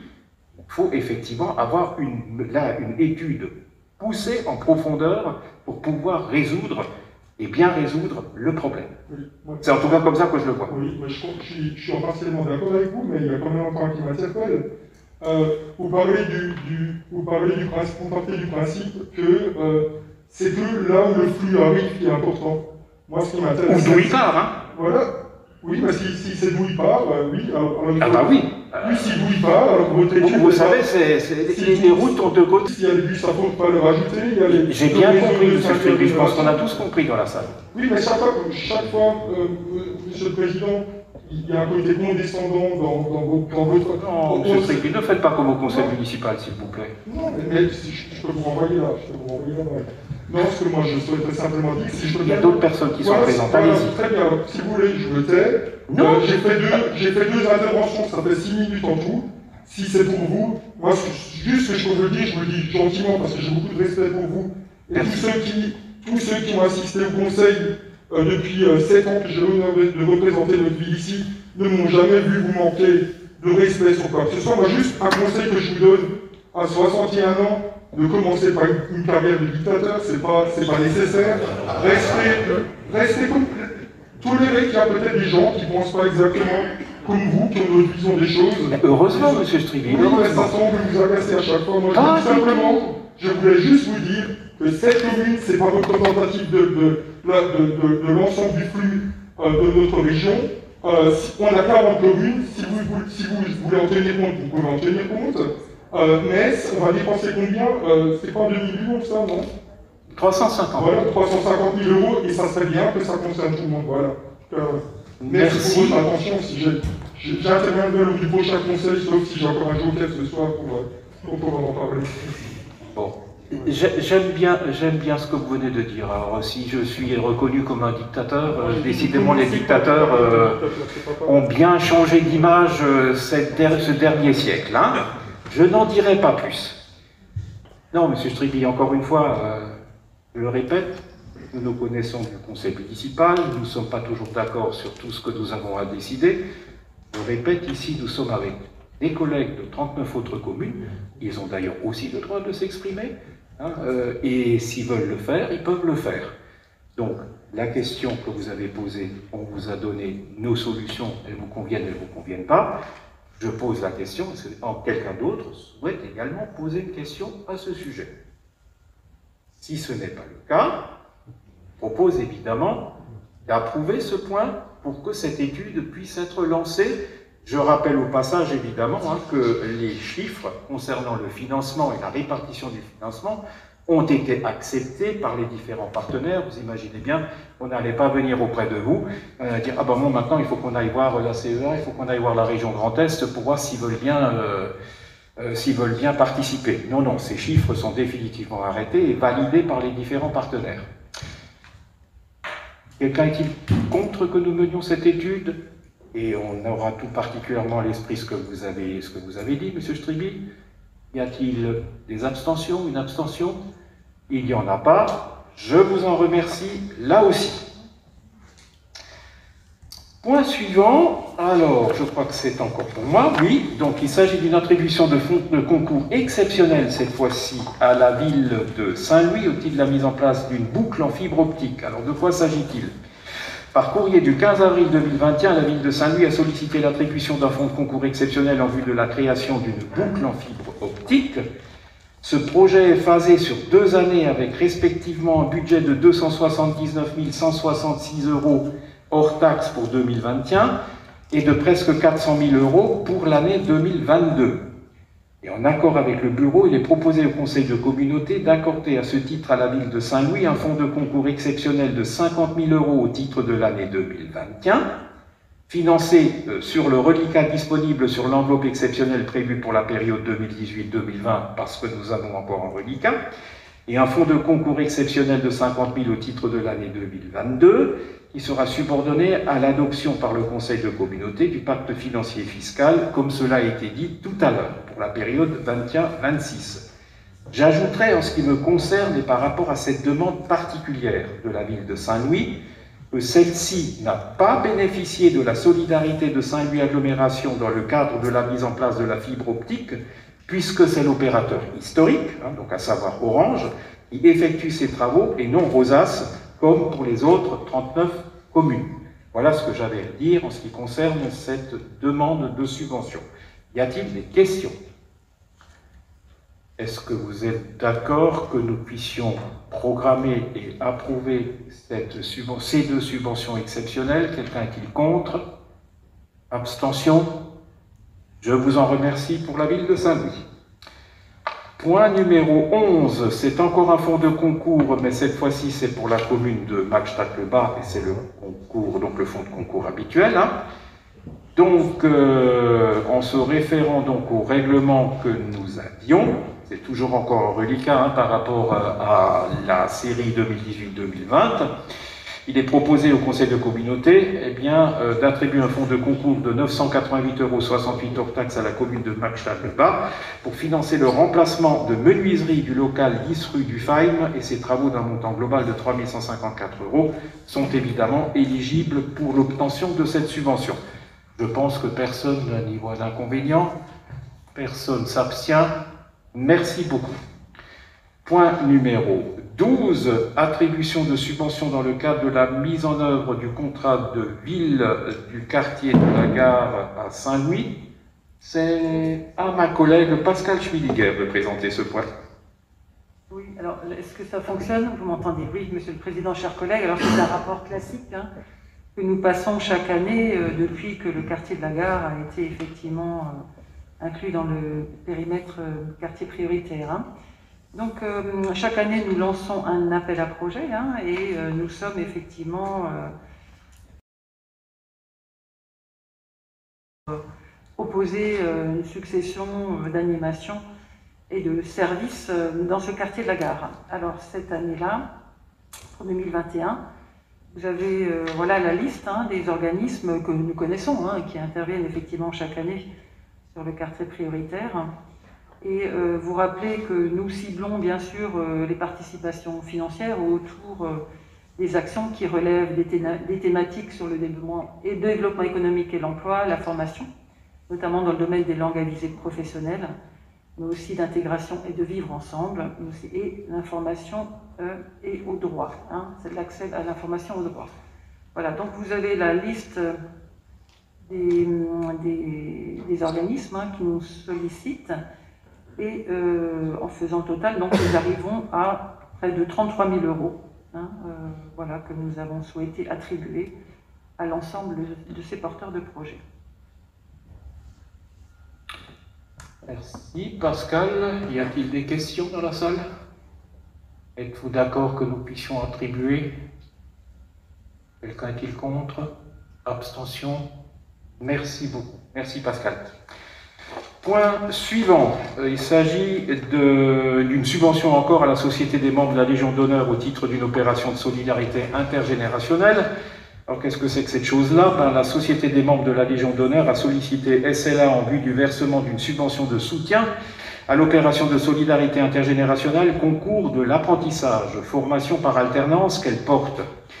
Cette opération a été lancée en 2018 et ce concours a pour but, d'une part, de récompenser des jeunes ayant choisi la voie de la formation professionnelle et se révélant particulièrement méritants, et d'autre part, de contribuer au développement souhaitable de ce type de formation qui facilite l'accès à l'emploi et fournit aux entreprises la main-d'œuvre spécialisée dont elles ont besoin. Le budget total de l'opération est de 19 000 €, dont 2 000 directement portés par la Société des membres de la Légion d'honneur. Et je rappelle aussi que SLA avait déjà soutenu cette opération en 2019 par le biais du versement d'une subvention, et donc que nous n'avons pas été sollicités en 2020, sans doute pour des raisons que vous pouvez imaginer. Par contre, pour 2021, donc, la Société des membres de la Légion d'honneur nous a refait une demande, et je vous propose d'attribuer la même subvention qu'en 2019, c'est-à-dire 3 000 €. Y a-t-il une opposition, un vote d'abstention? Ce n'est pas le cas. Merci beaucoup pour eux. Point 14, port de plaisance, KEPS, revalorisation des tarifs. Je passe la parole à mon collègue chargé du tourisme, Monsieur Max Zelmont. Ah. Tu n'as pas de micro, Max? Alors, on va t'apporter ça. La maison est pauvre. Où il y a trop de membres du bureau, où il y a trop peu de micros, mais il y a quelque chose qui tourne par an. Vivement le retour aux 10. Ah. Voilà, ça marche. Il faut parler dedans. Il faut l'approcher un petit peu. Voilà. Donc, port de plaisance de Kems, effectivement, les tarifs pratiqués sont en vigueur depuis déjà très longtemps, pas revalorisés depuis 2016. Il y a des travaux à faire dans ce port, et il y en a déjà eu en 2020, et on propose une revalorisation, on va dire, modique de 3%, mais qui est nécessaire. Alors cette revalorisation, vous avez bien sûr le tableau en fonction des dimensions de bateaux. Il y a des tarifs annuels et des tarifs mensuels, donc 3%. Est-ce que quelqu'un s'y opposerait? Il n'est pas exclu, puisqu'on est en train de réfléchir sur le port de plaisance, de l'équiper de mieux en mieux, qui va être un point fort de notre stratégie touristique cantonale, de réfléchir aussi sur cette évolution tarifaire, mais à court terme, 3%. Voilà. Question? Opposition? Ce n'est pas le cas, donc ces 3% sont approuvés. Je vous en remercie. Désolé, Max, oui, vas-y. Je voudrais rajouter quelque chose, donc, à propos du tourisme, si vous me laissez la parole, Monsieur le Président. Mais je vous en prie, chers collègues. L'Alsace est classée par une société que vous connaissez qui s'appelle Booking, région touristique la plus accueillante de France. Et évidemment, ça attire l'intérêt d'investisseurs. Et l'ADT que je préside fait un peu office d'interface entre des gens qui sont intéressés sur l'Alsace et trouver des endroits où ils pourraient investir. Je vous ai envoyé un courrier il y a quelques semaines, justement pour vous solliciter. N'hésitez pas, si vous avez un projet, vous connaissez une friche, je ne sais pas, n'hésitez pas. Nous avons des investisseurs qui se manifestent pour investir en Alsace, et particulièrement dans le sud Alsace, la région, on va dire, des trois frontières, aujourd'hui devient peu à peu à la mode. On s'aperçoit qu'il y a un glissement, on va dire, de l'intérêt de la route des vins, plutôt vers une Alsace rhénane. Et là, on a une carte à jouer. Alors, si vous avez ne serait-ce qu'une micro-info, faut nous la faire parvenir à l'ADT. Vous avez le courrier de Madame Nicole Bonnet, ma collaboratrice. N'hésitez pas, quand les investisseurs s'intéressent à la région, il faut réagir vite. Voilà, merci. Merci beaucoup, Max. Je pense, à moins que quelqu'un souhaite avoir des précisions, ce n'est pas le cas. Donc, je vous propose de passer au point numéro 15, ressources humaines, diagnostic et plan de prévention des risques psychosociaux. Alors, vous avez certainement, dans certaines communes, déjà dû entendre parler de cela dans le cadre de vos conseils municipaux. L'autorité territoriale est chargée de prévenir les risques psychosociaux au même titre que les risques professionnels au sein de la collectivité. Et pour ce faire, elle doit réaliser un diagnostic des facteurs de risque psychosociaux et élaborer un plan de prévention qui seront intégrés dans le document unique. Alors, je ne vais pas vous lire là aussi l'intégralité du projet de délibération, je vais aller à l'essentiel. Afin d'aider les collectivités dans la réalisation de leur diagnostic et leur plan de prévention des risques psychosociaux, le Centre de gestion du Haut-Rhin propose un accompagnement par le psychologue du travail du centre de gestion dont les modalités sont précisées dans la convention qui vous a été jointe au projet de délibération. Et donc, il est proposé de solliciter l'intervention du psychologue du travail proposé par le centre de gestion du Haut-Rhin pour la réalisation du diagnostic et du plan de prévention des risques psychosociaux, de réaliser un document unique d'évaluation des risques professionnels de la collectivité et évidemment le tenir à jour, de reconnaître que l'engagement de SLA est ferme et définitif, de m'autoriser à signer, donc à prendre tout acte et document y afférent, notamment évidemment la fameuse convention dont je viens de parler. Ça ne vous pose pas problème? Je vous en remercie pour le personnel. Et le point suivant, alors je vais aller au plus court, c'est tout simplement une demande de financement par rapport au point précédent. Donc, il s'agit de solliciter une subvention auprès du Fonds national de prévention, justement pour la réalisation de ce diagnostic. Il n'y a pas de somme ni de pourcentage qui sont prévus, puisque ça, de toute façon, ça dépend évidemment du nombre de demandes et des sommes disponibles. Par contre, si nous ne demandons pas, nous n'avons rien. Et donc, on a tout intérêt à demander. Je pense que vous n'y êtes pas opposés non plus. Merci beaucoup. Alors, point numéro 17. Là, on va avoir toute une série de points qui vont être traités par notre collègue Jean-Paul Meyer, et je lui passe la parole. Merci, Monsieur le Président. Donc, point 17, c'est modification du règlement d'attribution des aides financières de Saint-Léger-Agglomération en faveur du logement suite à l'instauration du dispositif MaPrimeRénov' copropriété par l'ANA. Comme vous le savez, Saint-Léger-Agglomération complète les aides financières de l'ANA, l'Agence nationale de l'habitat, pour favoriser la rénovation énergétique des copropriétés fragiles. Le dispositif de l'ANA ayant évolué au début de l'année dans le cadre de MaPrimeRénov' copropriété, il vous est proposé de modifier en conséquence le règlement d'attribution des aides de Saint-Léger-Agglomération. Les changements consisteraient, si vous êtes d'accord, à réserver le financement communautaire en faveur de la rénovation énergétique des copropriétés à celles qui sont considérées comme fragiles par l'ANA, et de consacrer ces financements communautaires à une participation aux dépenses des études pour le rapport technique préalable à la réalisation des travaux de rénovation énergétique, et de porter le taux de subvention communautaire à 30% du montant global des TTC des études éligibles, ceci dans la limite d'une subvention totale à 100% des aides publiques et privées cumulées. Donc le règlement s'est modifié, remplacement et annulera le règlement approuvé par délibération en date du 27 juin 2017 et qui a été modifié le 18 décembre 2019. Il y a des questions?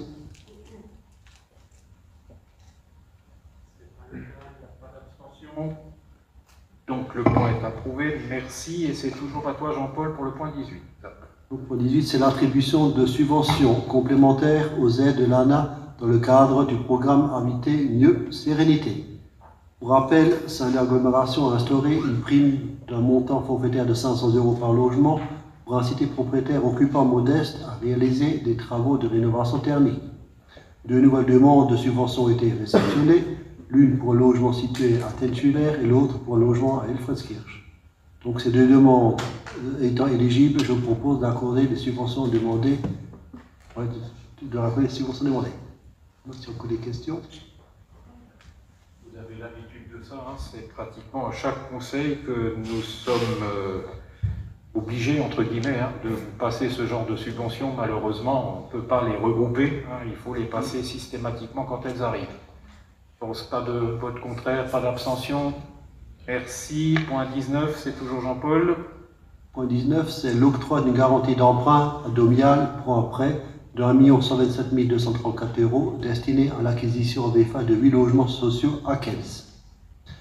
Domial sollicite la garantie de Saint-Léger-Agglomération pour l'obtention d'un prêt de montant total de 1 127 234 € contracté auprès de la Caisse des dépôts et de consignation. Ce prêt est destiné au financement de l'acquisition en VFA de 8 logements situés rue du Ruisseau à Kems. Cette opération contribue au rattrapage en logements sociaux de la commune et est donc éligible à une garantie communautaire que je vous propose d'accorder. Pas de problème. Personne n'est contre, pas d'abstention. Merci. On continue avec le point 20, c'est toujours Paul. Donc ça c'est l'attribution à Saint-Louis Habitat de subvention de 40 000 € pour la réhabilitation thermique de 40 logements sociaux à Saint-Louis. Donc ces 40 logements sociaux sont situés du 11 à 17 rue de Lausanne à Saint-Louis. Et cette opération est également soutenue financièrement par la région Grand Est au titre du programme Climaction, s'inscrit dans les objectifs de notre politique communautaire en faveur de l'amélioration du confort et de la performance énergétique du parc de logement. Elle participe aussi à la démarche de la labellisation Cité Énergie. Et pour ces raisons, elle est éligible à la subvention de 40 000 € que je vous propose d'accorder. Des questions? Pas d'objection, pas d'observation. Merci beaucoup. Et nous passons au point 21, octroi d'une garantie d'emprunt à Veolia pour un prêt de 450 482 €. C'est encore Jean-Paul. Merci, Monsieur le Président. Donc, c'est Neolia demande une garantie communautaire pour l'obtention d'un prêt d'un montant global de 450 482 €, négocié auprès de la CDC.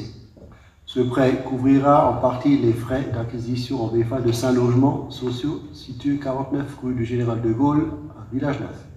Là encore, le projet permet de rattraper le déficit en logements sociaux de la commune et est éligible à une garantie communautaire que je vous propose d'octroyer. Pas de souci non plus. Merci beaucoup. Merci à toi, Jean-Paul, de nous présenter régulièrement ces points. C'est pas toujours amusant, mais c'est obligatoire. Alors, on passe au point 22, constitution d'un groupement de commandes pour la réalisation de levées géoréférencées des réseaux d'éclairage public et des réseaux de signalisation lumineuse de compétences communales et communautaires. Donc la réglementation impose aux exploitants de réseaux considérés comme sensibles tels que l'éclairage public et la signalisation lumineuse la mise en place d'une cartographie de leurs ouvrages, y compris les ouvrages enterrés, selon des modalités précises. Saint-Louis Agglomération, ses communes membres sont concernés par cette réglementation, car exploitant des réseaux d'éclairage public et ou de réseaux de signalisation lumineuse. Afin de se mettre en conformité avec la réglementation, il est proposé de mettre en place un groupement de commandes en application de la législation concernant la commande publique, et ce groupement associera SLA en qualité de coordonnateur et les communes membres intéressées. Les modalités d'organisation de fonctionnement de ce groupement de commandes sont formalisées dans le projet de convention constitutive du groupement que vous avez eu joint au projet de délibération. Et au cas où le marché à conclure relèverait des marchés formalisés, la commission d'appel d'offres du groupement de commandes sera celle de SLA, coordonnateur du groupement. Donc si vous en êtes d'accord, je vous propose d'approuver le principe de la mise en place de ce groupement, d'approuver la désignation de SLA comme coordonnateur, d'approuver la convention constitutive du groupement de commandes et de m'autoriser à signer ladite convention ainsi que tout document nécessaire. Y a-t-il des questions à ce sujet? Il n'y en a pas, donc je pars du principe que vous en êtes d'accord. Pas d'abstention non plus. Merci beaucoup. Alors, point numéro 23, retrait de Saint-Louis Agglomération du groupement de commandes intercollectivité pour la gestion des diverses aires permanentes d'accueil des gens du voyage. Alors, dans le cadre d'un transfert de compétences obligatoire à la date du 1er janvier 2017, SLA s'est vu confier l'exercice de la compétence relative à l'aménagement, l'entretien, la gestion des aires permanentes d'accueil des gens du voyage de Saint-Louis et de Huningue. S'agissant de l'aire d'accueil de Huningue, SLA a par délibération en date du 29 mars 2017 adhéré à un groupement de commandes constitué avec la communauté de communes du Centre Haut-Rhin en charge de l'aire d'accueil d'Ensisheim et la communauté de communes de Tannes-Cernay, responsable de la gestion de l'aire de Cernay. La gestion de l'aire de Saint-Louis, après avoir été temporairement assurée en régie, a fait l'objet en mai 2019 d'un marché public dédié. Ces marchés arriveront à échéance le 31 décembre prochain, et dans un souci de cohérence et de prise en considération des spécificités des gens du voyage accueillis sur le territoire, oh, ça c'est bien dit, hein. Je relis ça tellement c'est beau, de prise en considération des spécificités des gens du voyage accueillis sur le territoire, ainsi que d'optimisation des moyens dans la perspective de la création d'une troisième aire d'accueil à Kems à l'horizon 2023, nous proposons de regrouper la gestion de ces aires d'accueil dans un marché unique et du coup, nous retirer de fait du groupement de commandes qui nous lie aux communautés de communes du Centre Haut-Rhin et de Tannes-Cernay.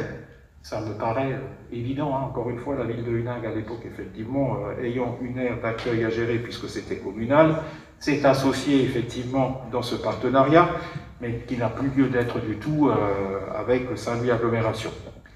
Pas d'objection, pas de vote contraire. Merci beaucoup.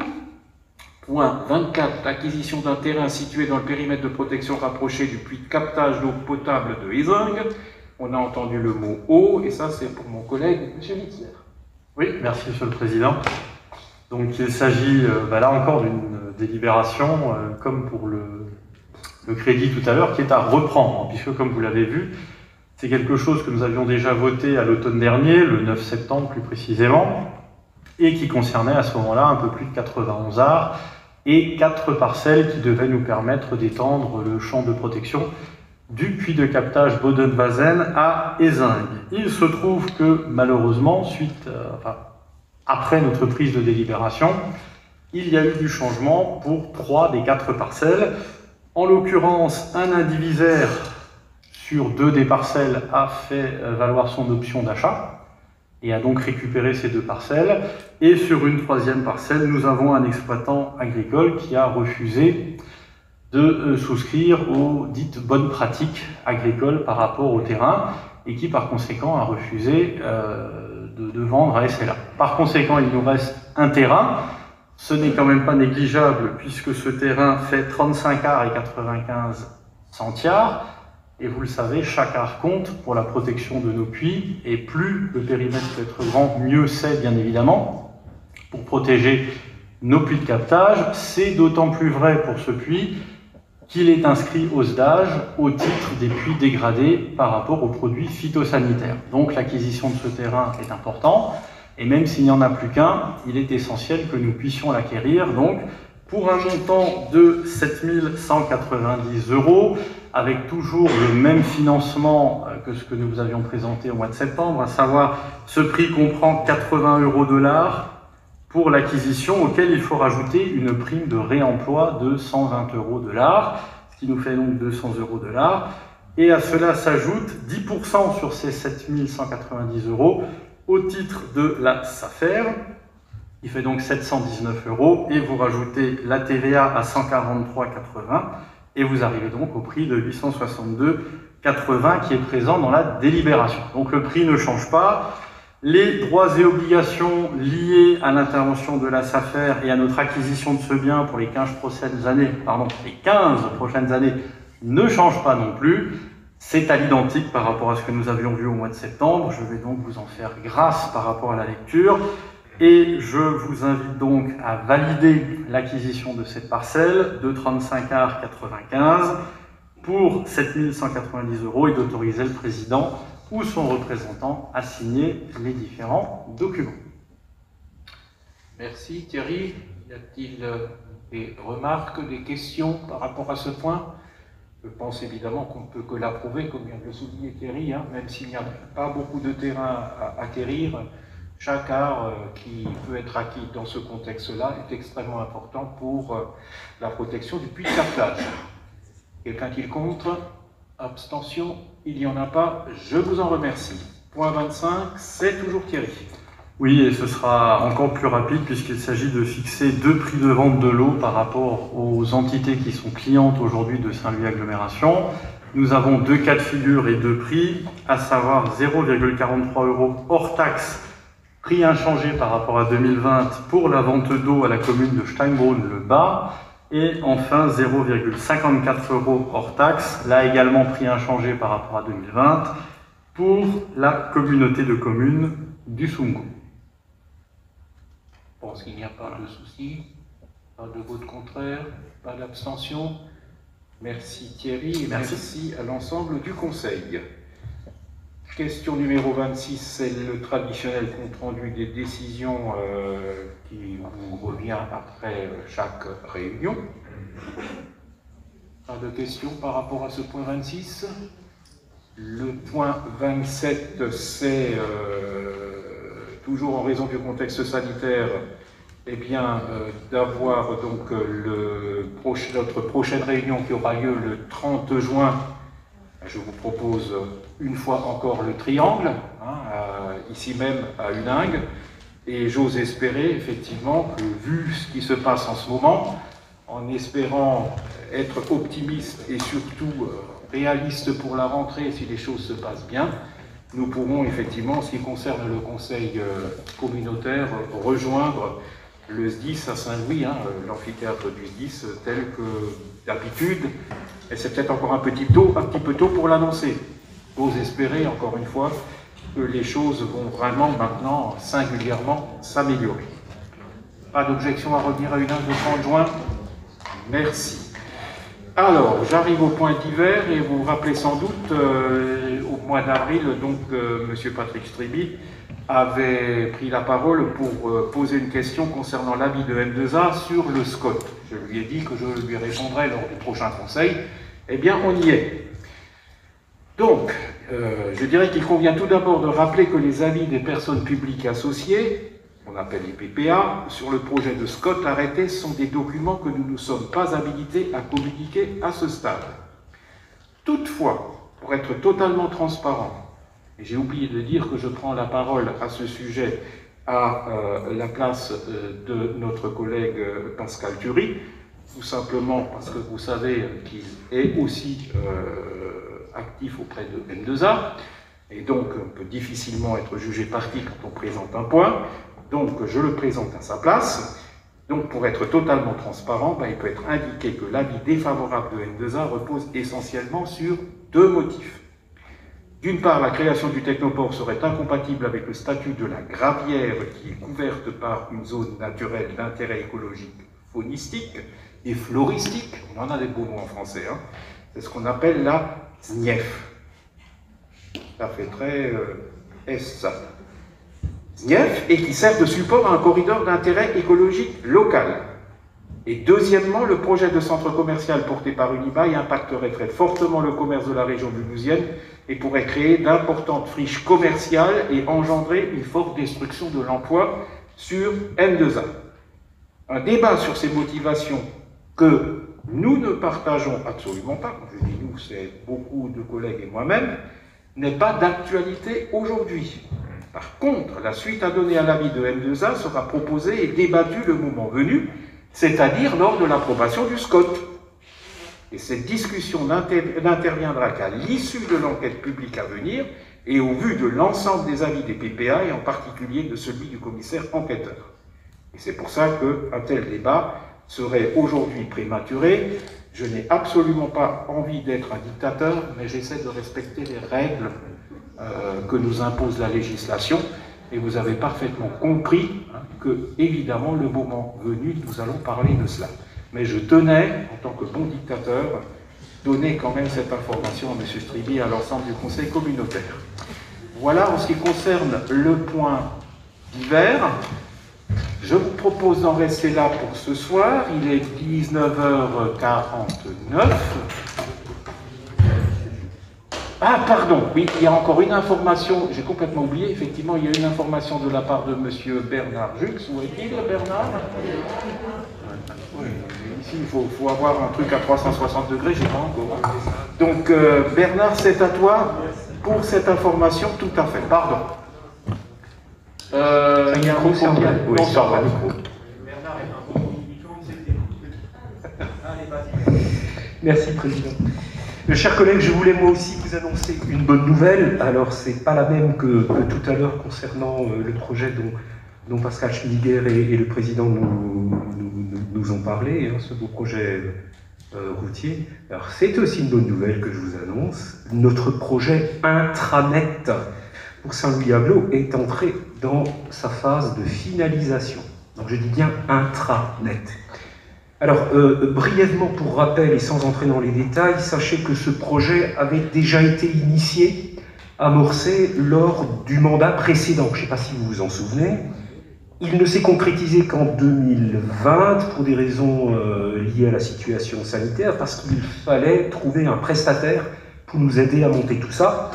Et en octobre 2020, le choix s'est porté sur la société Progelis. Donc, avec Progelis, le Servicecom en particulier, bien sûr, a organisé des ateliers de travail. Il s'agissait de détailler les besoins, les fonctionnalités, et ces heures d'échange ont permis d'élaborer une première version du portail intranet. Sachez que depuis la semaine dernière, et c'est pour ça qu'on est entré dans une phase de finalisation, ce portail est testé par une dizaine d'agents, de collaborateurs de l'AGLO et 2 élus, votre serviteur et Patrick qui est là dans la salle.